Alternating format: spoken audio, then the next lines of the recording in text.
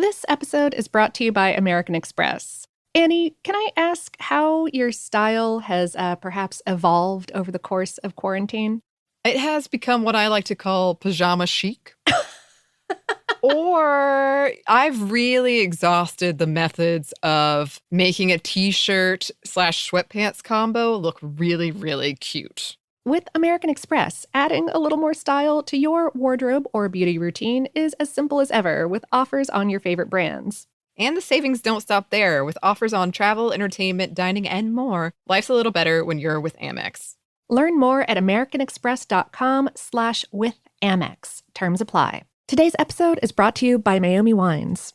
Meiomi wines are carefully crafted, pulling out the best from California, with vineyards selected to offer the true expression of their respective appellations and to push flavor in new directions for a taste like no other. Meiomi offers Pinot Noir, Cab Sauv, Chardonnay, and Rosé. And with a taste like no other, Meiomi is sure to be a pleaser at any summer occasion. Learn more about Meiomi and shop delivery or pickup at meiomi.com. That's MEIOMI.com. Please enjoy responsibly. Meiomi Wines, Acampo, California.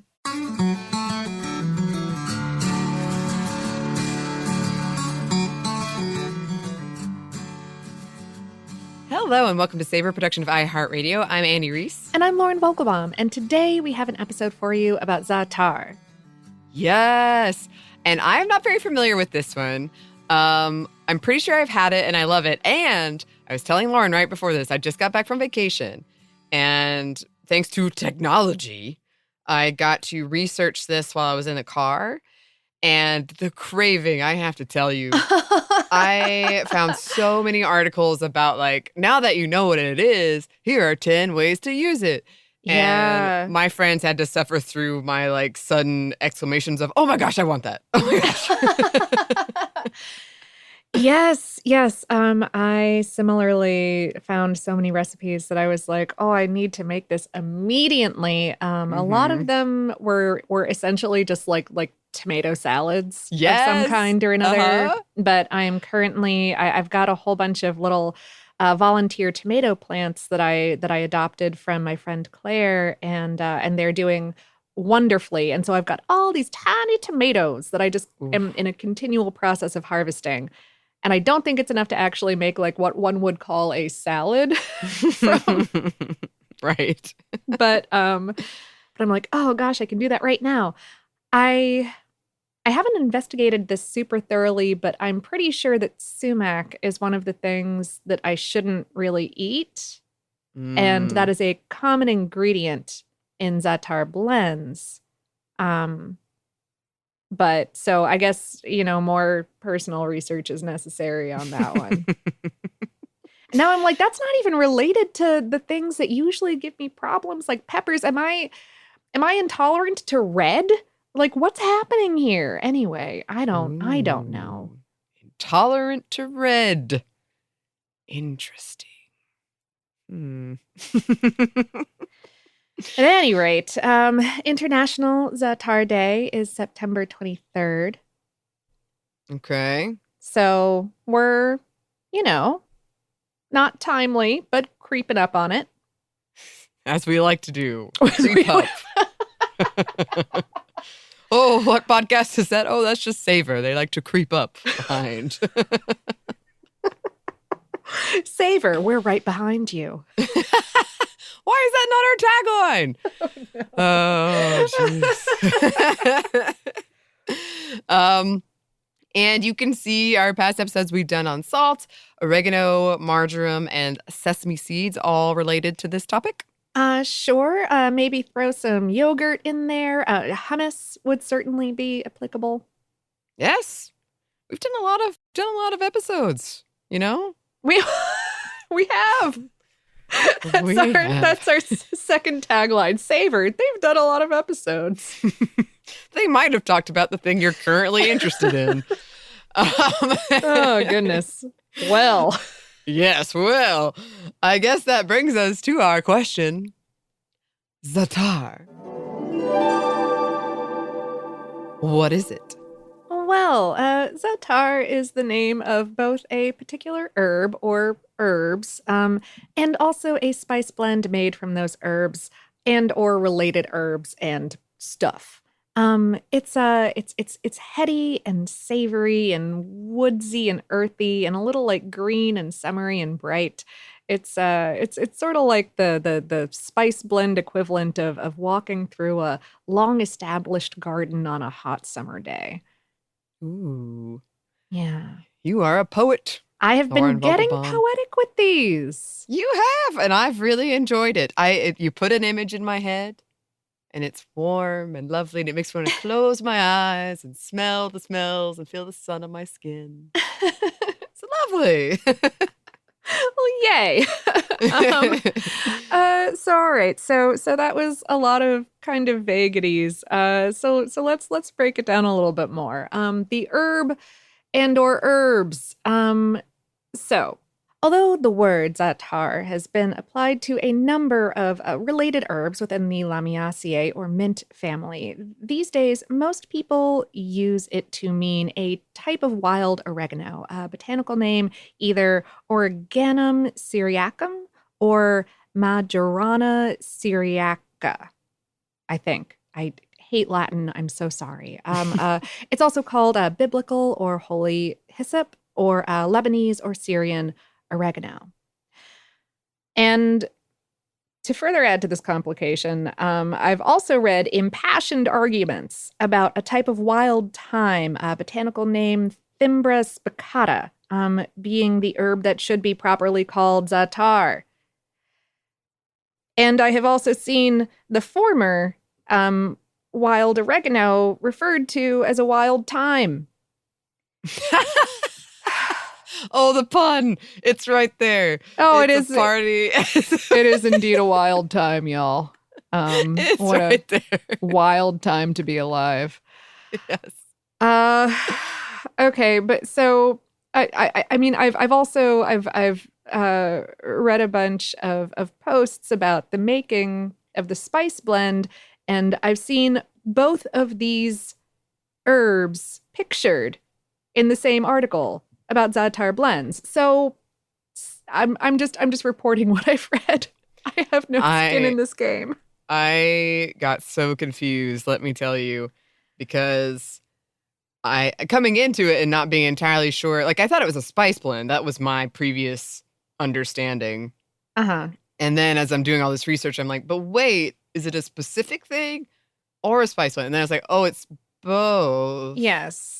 And also the specific thing could be this thing or this like or a number of other things, because right. the word has been applied to, right, like any number of herbs over the course of history, and part of the confusion here is that za'atar is this very old Arabic word that has been intersecting with other languages and speakers and cultures for millennia, and it still is around the Mediterranean side of the Middle East where these herbs grow. Furthermore, as we discussed in our oregano and marjoram episode, the term oregano has long been used more as a term for like a flavor profile than for any particular plant. And all of these plants are closely related anyway. They look and or taste similar, so it's easy to see why there is confusion in terms of terms, especially right in an area where all of these cultures and languages are merging. Yes, absolutely. All that being said, the wild oregano plant is herbaceous. It's drought resistant. It'll grow to a little over 2 feet tall. It's a little bit under a meter, with small, fuzzy, rounded, aromatic leaves. And it blooms with little white or pink flowers that pollinators just love. It'll come back year after year. The wild thyme plant, meanwhile, is evergreen and a little bit more shrubby, skinnier leaves, although it grows to about the same height. It looks a little bit more like rosemary than oregano, but I think the leaves are softer. Anyway, it blooms with white to purple flowers. Pollinators also love it. And I've seen recipes for this being pickled fresh and used as a condiment in its own right, which sounds amazing. It does. Right? Oof. Mm-hmm. And in addition to culinary uses, these herbs have been used in perfumes, potpourris, incense blends. My favorite goth online perfumer, Black Phoenix Alchemy Lab, does include hyssop notes in a lot of their blends that are meant to evoke these ancient, like religious or ritual scents from around that whole region. Just little bee pal shout out. Oh yeah, they're great. And I love that. I mean, the Senate's my favorite goth online perfumery. I love the idea there could be multiple of these. Oh Plus you yeah. have a favorite. Oh no, there's more than one, and they're my favorite. It's fantastic. Oh. Okay, so that's the herb and or herbs. But let's talk about the spice blend. So, the spice blend za'atar can be made with different dried herbs and ground spices in any number of combinations. It's also regional to the Mediterranean side of the Middle East, and there are just like lots of local variations based on what in particular you're growing, what you grew up with. And those variations have been further extrapolated out in other regions where it's become popular. Generally speaking, though, the blend is going to be salted herbs plus sesame seeds plus ground sumac.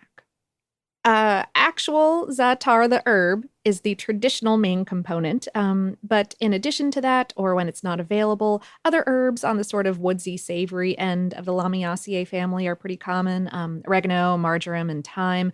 I've also seen sage, savory, and even mint included. In terms of your salts, a lot of recipes that I've seen have called for like flaky, crunchy salts, like sea salt, to add a little bit of texture in addition to that flavor. Sumac is a spice made from the dried ground berries of the sumac shrub. It's a deep red to burgundy in color, tastes bright and lemony without being super sour. We'll have to do a whole episode on that sometime. Yes. Yeah. The sesame seeds involved, usually toasted, sometimes lightly ground, and they'll add like a nutty, sweet, oily taste and texture. In recipes that I've seen, it's typically about 2 to 3 parts herb and spice blend to like 1 part sesame seeds, so it's not an insignificant part of the blend. Mm-hmm. Other ingredients may include anything from dried orange zest in places like Lebanon, to dried dill in places like Israel, to za'atar flowers in Beirut. I've read cumin, coriander, anise, all kinds of things that you can add in there to taste. And yeah, you can just mix it up, or you can toast the blend in oil for some extra oomph. And you can use it, I mean, however you want to use a spice blend. I can't stop you. It's pretty common to season yogurt or cheese or olive oil with it for a tasty spread or dip. It's often baked into or especially onto the top of flatbreads, used as a rub on meats or poultry or vegetables that you're going to be roasting. It goes in stews and soups. It can be an ingredient in or a sprinkling on rice pilaf or salads or any number of other savory dishes, or even in sweet dishes that you want to give like a rich twinge to. It does pair particularly well with citrusy sweets, and I've seen a number of recipes furthermore for chocolate pairings, which Ooh. sounds so good. I do love a lemon and Mhm. chocolate situation. So that sumac sounds really interesting. Anyway, yeah, it's used for like an anything and everything table condiment, highly associated with breakfast in some areas. And modernly it has been applied to all kinds of things, including like cocktails and beers, whatever you want. Yeah. And I did see some articles where people just eat it like a Oh yeah. snack. Yeah, just by the spoonful. Yes. And as a human person who like has a jar of horikake at all times and sometimes just like pours out a handful and eats it, I'm like, yep, nope, that's a thing. That checks out. Yep. Yep. Well, speaking of, what about the nutrition? Uh, Even after I just said that, you're typically not eating enough of this to make a huge nutritive difference. And of course, it depends on exactly what you put into it. I mean, herbs and spices pack in a lot of flavor for a low caloric punch. Sesame seeds are calorically dense, as we talked about in that sesame episode. You're not using like a whole lot of them here, but they do contain a good smattering of fats and protein and minerals and micronutrients. I will say that between the sesame and the other fibrous ingredients, a sprinkling of za'atar can help make a food more filling. To keep you going, pair with other sources of protein. Probably eat a vegetable. We always recommend Mm-hmm. eating a vegetable. The mint family of herbs do tend to contain a lot of good, like antioxidant, antibacterial, and antifungal compounds, which under certain circumstances can help your body fight and/or prevent a number of diseases and conditions. The herb and the blend have both been used in traditional and folk medicines in a lot of areas, in a lot of cultures, and referred to specifically as a brain food. There was one really cute report from Steve Inskeep to the Salt back in 2013 during a trip he took to Syria to cover the war. That a friend of his in Damascus said that when she was growing up, whenever exams would come along at school, she would be told by her parents, like, eat your za'atar. I love that. I feel like we all have those. A lot of us have those stories of like when I was taking the CRCT. Mm-hmm. You had a big breakfast, like oranges and bacon and toast. Like normally we were like you grab a piece of fruit and leave the house type family, but on those days, very Mhm. important. Oh, yeah. And the herb or the blend are both also used to make concentrated oils and health tonics. And some of those mint family compounds that I talked about are under investigation for possible further medicinal properties. But as always, save our motto. Our bodies are complicated. More research is necessary before ingesting a medicinal amount of anything. Consult a doctor who is not us. I feel like this is the more fun version of when you see a medicine commercial and they're reading through it so fast. And you're like, wait, they're still reading and they've been talking for several minutes, but they're going so fast. Whereas you just sound like, you got it by now, right? I have to keep saying it, but okay. I always love that in those commercials because I feel like we should have some kind of like really bouncy music behind it, or like if it were in a podcast there would be imagery of like women in sunshine with balloons and flowers or something like that. Yes. Yes, as women often do, balloons, sunshine, dancing, frolicking about. Frolicking. Oh yes. Yes. Frolicking about medication. Yes. We couldn't find too many, but we do have some numbers for you. Yeah, a 2021 report that I found said that an estimated 15,000 tons of fresh za'atar, the herb, are produced every year in Palestine. It also said that of the processed herb produced, 85% of it stayed in Palestine, only 15% was exported. And it was talking about how it's really only recently gained legs as like a cash crop there rather than something for home use. Plantings have increased tenfold over the past 10 years. Wow. But yeah, like Annie said, we couldn't find a whole bunch of numbers here. This is one of those foods, the blend especially, but the herb too, like that's so regionally ubiquitous and so often not a commercial product. It's so often a home product that it's tough to pull like global sales trends for it. Right. However, I did see a report that sumac, one of those ingredients in the blend, sales of that are up worldwide, said to be due to za'atar blend trends. Mm-hmm. And fun number, Lebanese bakers broke the Guinness record for, I think, the longest pastry period with a za'atar topped manusha. I've heard it pronounced a number of ways, regionally speaking. It's a type of flatbread. Okay. It's the aforementioned. You take some good flatbread dough, or possibly a baked flatbread. You rub it down with za'atar and olive oil. You crisp it up. It looks amazing. I want it right now. At any rate, this record was broken in 2018, and the record-breaking pastry was 44 meters and 92 centimeters long. That's about 147 feet 4 inches. Dang. Right? Whoa. Sigh. None of it went to us. No, curses. I just want to say a new record has been established here on Savor for, I think, sternest point I've received from Lauren Vogelbaum. I wasn't anticipating it was right up in the Skype screen. I feel properly chastised. Oh no! What? At what point? I don't even remember doing this. I'm just over here reading words. You were pointing at me for my barely contained snickering at your attempted pronunciation, which I don't know how to pronounce either. So I was being a poor podcasting co-host. No. You're fine. You're fine.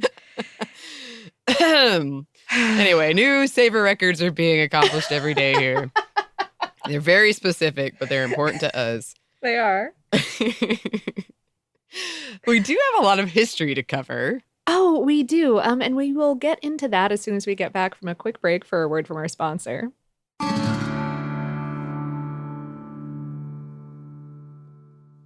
It's crazy how much we have to pay for outdated, impersonal healthcare, and even crazier that we all just accept it. It's time to face facts. Healthcare is backwards. Luckily, there's Forward, a new approach to primary care that's surprisingly personal and refreshingly straightforward. Forward never makes you feel like just another patient. Backed by top-rated doctors and the latest tech, Forward gives you access to personalized care whenever you need it. Using in-depth genetic analysis and real-time blood work, Forward's top-rated doctors provide you with in-depth insights to better understand your genetics, mental, and physical health. They then create custom, easy-to-understand plans to help guide you to achieving long-term health. With Forward, you get unlimited in-person visits with your doctor and access to care anytime via the Forward app, all for one flat monthly fee. It's time to stop accepting backwards healthcare and start moving your health forward. Visit GoForward.com today to learn more. That's GoForward.com.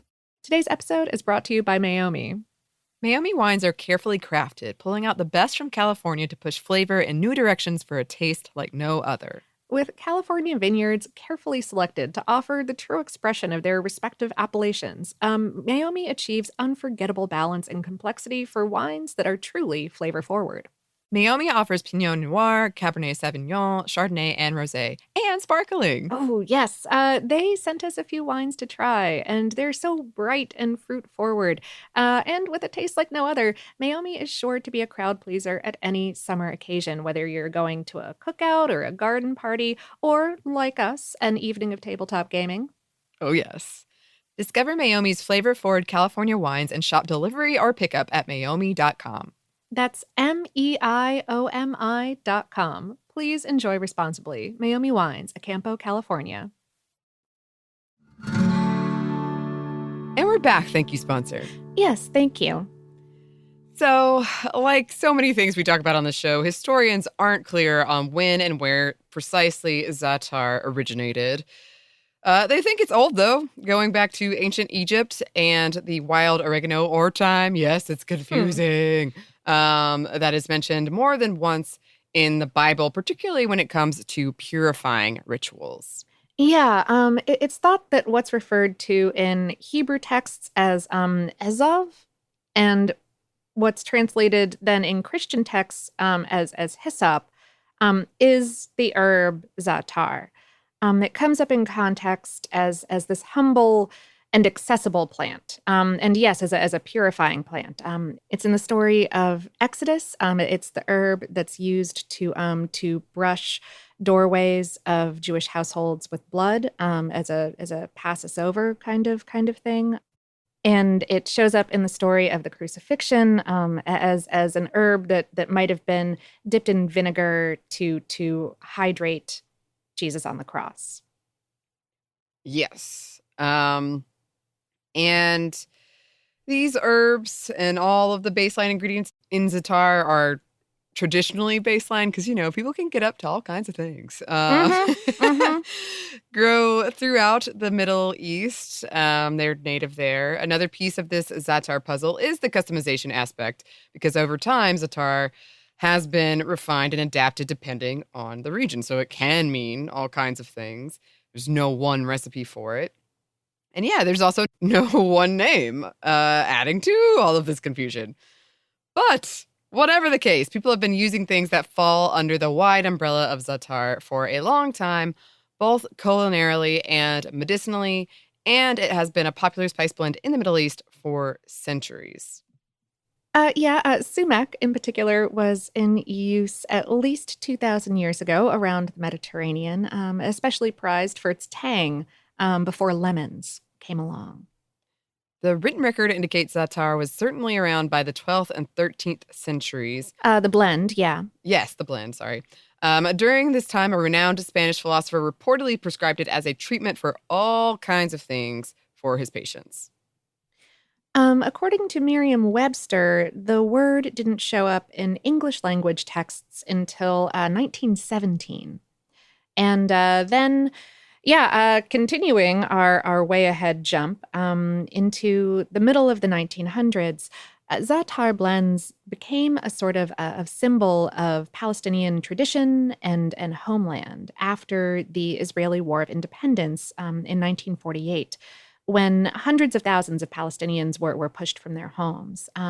One Palestinian refugee camp that formed in Beirut was named Tel al-Za'atar, the Hill of Wild Thyme. And this was the site of a massacre in 1976. And in 1977, an Israeli law passed that prohibited the gathering of wild za'atar in that country, labeling it as an endangered and protected species.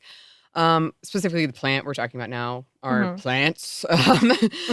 According to the investigation of gastro detective Fiona Ross, harvesting of it has been restricted in the West Bank too, and Palestinians who are caught transporting the herb through checkpoints can be hit with fines.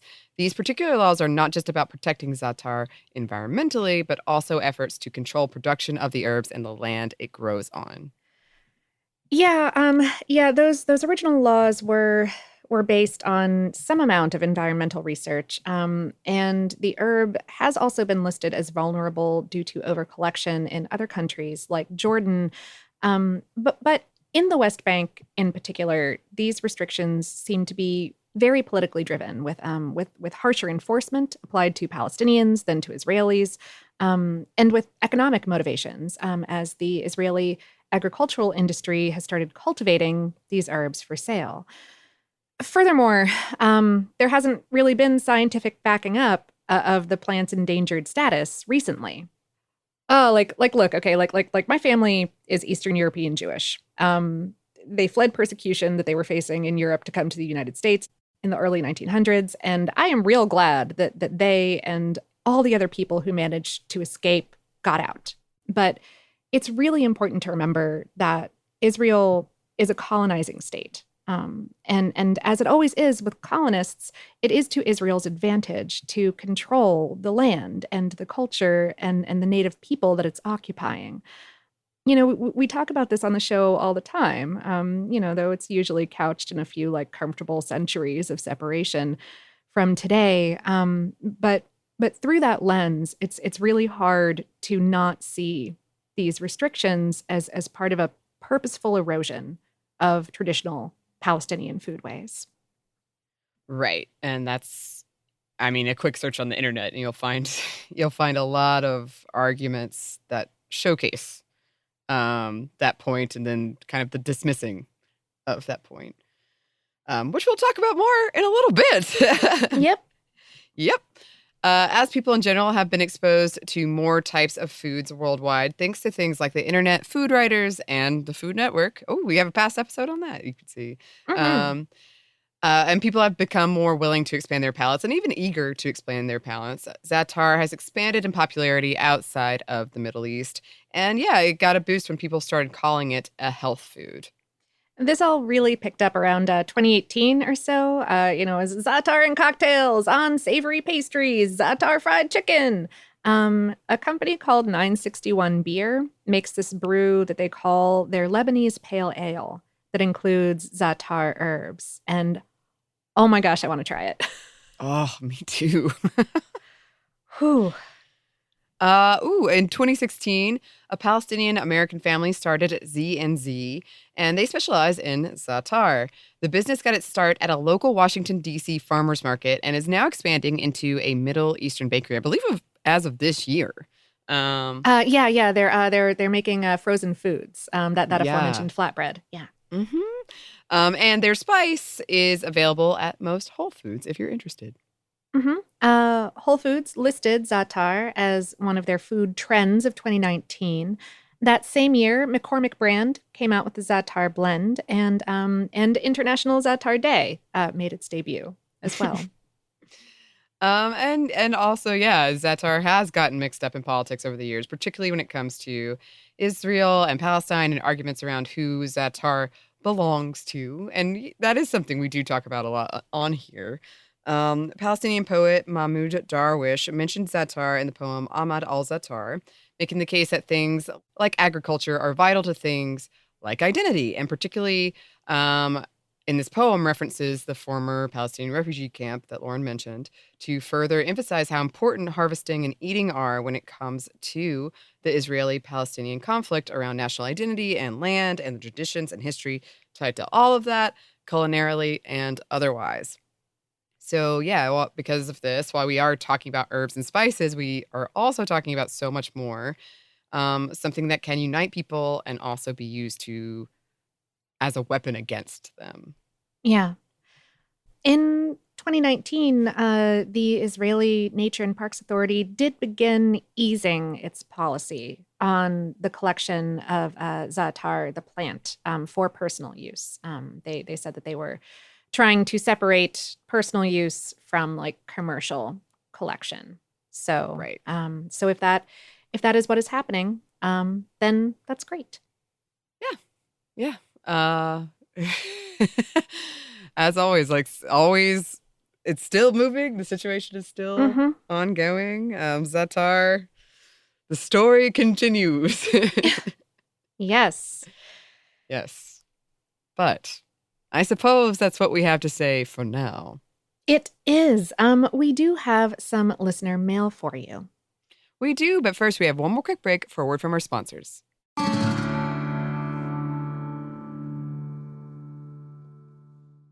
Support for this podcast comes from CLR Clear. If stubborn shower mold has you miffed, or you're hard-pressed to get rid of hard water buildup, it's high time you kick your so-so cleaning products to the curb. It's time to fight the clean fight with the CLR Clear family of products. CLR Clear knows there's all kinds of dirty, which is why they offer products to help you take on messes all around your home. So go on and fight off that countertop crud. Square up with those carpet stains. Go crazy on your garbage disposal gunk. CLR Clear has formulas to help you get the dirty deeds done. Plus, many of their products meet the EPA's Safer Product Standard. So while tough on messes, it's still the safer choice for your family and the environment. Show dirt and grime around your home who's boss with CLR Clear and fight the clean fight. Learn more about the entire product lineup by going to clrbrands.com. Mattress Warehouse knows that buying a mattress can be tough. With so many choices, where do you start? Introducing BedMatch, a patented diagnostic system that determines your pressure points and recommends the mattresses that are best for your individual sleep needs. And it's found only at Mattress Warehouse. Come try BedMatch at a Mattress Warehouse near you. Visit sleephappens.com for locations and get free next day delivery on select purchases. Mattress Warehouse, sleephappens.com. And we're back. Thank you, sponsors. Yes, thank you.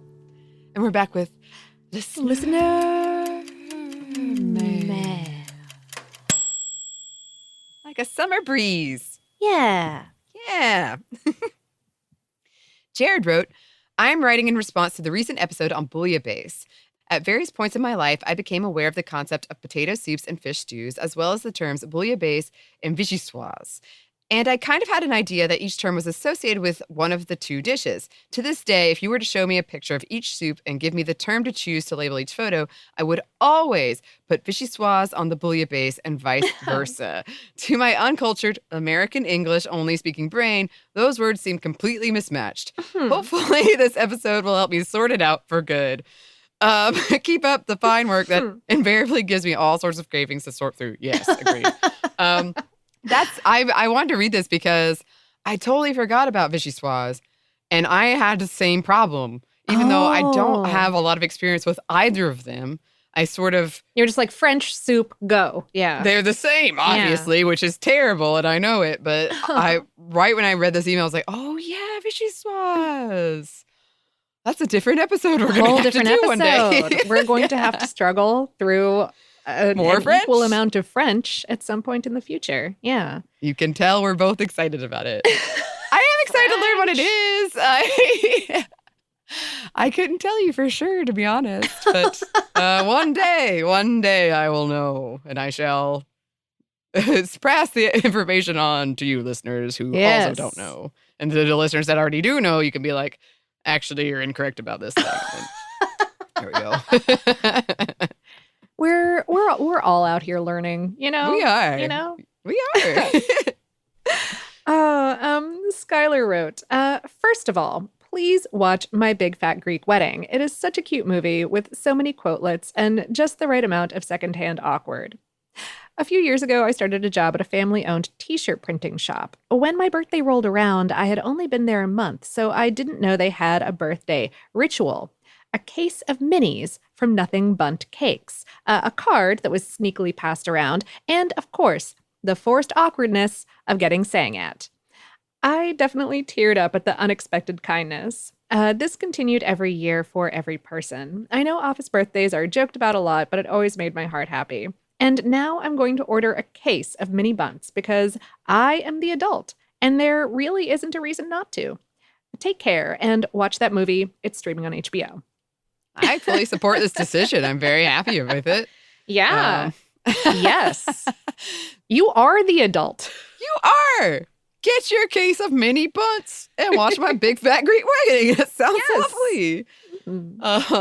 This brought back a memory for me that was equally touching, where I used to be in a crew back when we went to the office where I would get in early, and there were like 3 of us that got in really early, like 7 a.m. And one day it was my birthday, and our coworker and friend Ramsey, who's been on the show before, he arrived and he'd gotten all these mini donuts. And he burst into the most exuberant, off-key rendition of Happy Birthday that was like loud and proud. And everyone joined in, and I almost cried. I was like so moved by this like sweet, unexpected, impromptu thing. And I'm a big believer in that. You never know what like small little gestures you do, how they're going to impact somebody. Absolutely. So, yes. And food can be a big part of that. Yes. Oh, it frequently is. Yes. So thanks to both of those listeners for writing in. If you would like to write to us, you can, or email us hello@savorpod.com. We are also on social media. You can find us on Twitter, Facebook, and Instagram @SavorPod, and we do hope to hear from you. Savor is a production of iHeartRadio. For more podcasts from iHeartRadio, you can visit the iHeartRadio app, Apple Podcasts, or wherever you listen to your favorite shows. Thanks, as always, to our super producers, Dylan Fagan and Andrew Howard. Thanks to you for listening, and we hope that lots more good things are coming your way.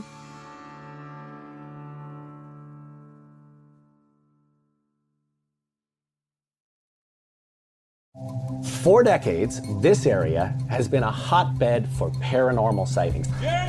This is a strange place, this part of the country. Ed, where are you? Something about it just doesn't feel right.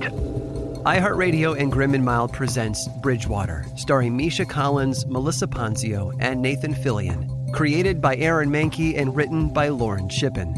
Listen to the first 2 episodes on August 6th and subscribe to the show for free on iHeartRadio, Apple Podcasts, or wherever you listen to your podcasts. From the Dan Patrick Podcast Network, iHeartRadio, Joy Road Entertainment, Workhouse Media, and Sugar 23 comes a new podcast, Westward. Hi, I'm Jerry West. longtime basketball player, longtime executive. Very proud of my association with the Los Angeles Lakers for numerous years. And now I'm with the Los Angeles Clippers working for Steve Ballmer, who hopes to change the landscape of basketball in Los Angeles. This is the story of basketball in LA and a rivalry 35 years in the making. This is not about the Clippers unrooting the Lakers from their pedestal. That will never happen. But for 7 straight years, the Clippers had the best team in Los Angeles. Listen to Westward on the iHeartRadio app, on Apple Podcasts, or wherever you get your podcasts.